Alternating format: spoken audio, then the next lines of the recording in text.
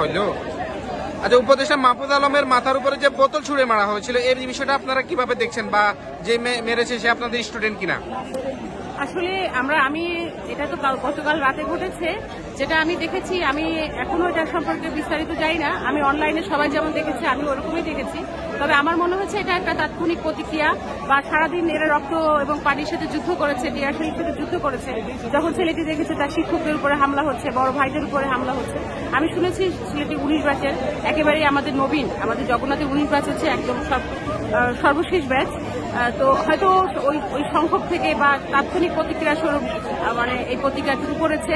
তবে আমি মাননীয় উপদেষ্টাকে বলবো এটিকে ক্ষমাসুন্দর দৃষ্টিতে দেখবে এবং এই ঘটনাটাকে ওই তাৎক্ষণিক মুহূর্তের প্রতিক্রিয়া হিসেবে ধরে নিয়ে মূল ফোকাস থেকে সরে না গিয়ে আমাদের দাবিগুলো মেনে নেওয়ার ব্যাপারে। মানে আপনি কি ওই ঘটনাকে পজিটিভলি নিচ্ছেন? না, পজিটিভ না। যে কোনো আক্রমণিত অনুচিত কাজ, নিন্দনীয় কাজ।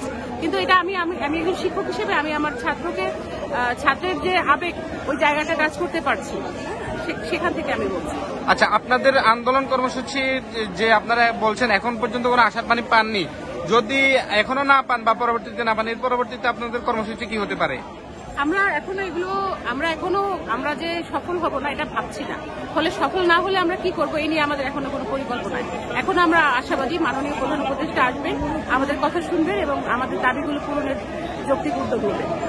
ধন্যবাদ।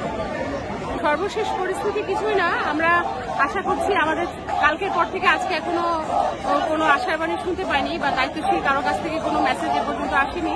কিন্তু আমরা আশা করছি যে অতি দ্রুত এটার একটা সমাধান হবে এবং সরকার থেকে, প্রশাসন থেকে আমাদের ছাত্র শিক্ষকদের সাথে আলোচনার মাধ্যমে আমাদের দাবিগুলো মেনে নেওয়া হবে।